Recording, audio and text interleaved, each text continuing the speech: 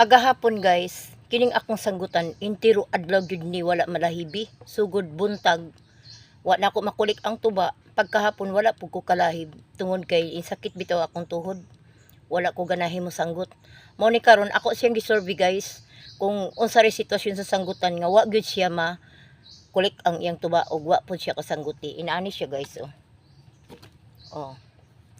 Ang himuon lang ani, kung dili nimo siya makulik ang tuba, imo lang siyang ikulik ang iyang tuba. Tapos lahiban lang nimo siya.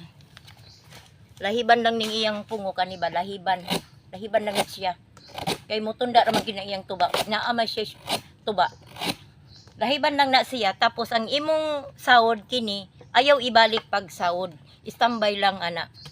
Oh, tapos unya hapon, adisir pa nimo siya isahod. Kay mun lahib naman po ka unya hapon, adisir na po nimo siya ibalik pag sahod. Oh, inaana ra siya guys. Para mutunda gyud ang iyang tuba.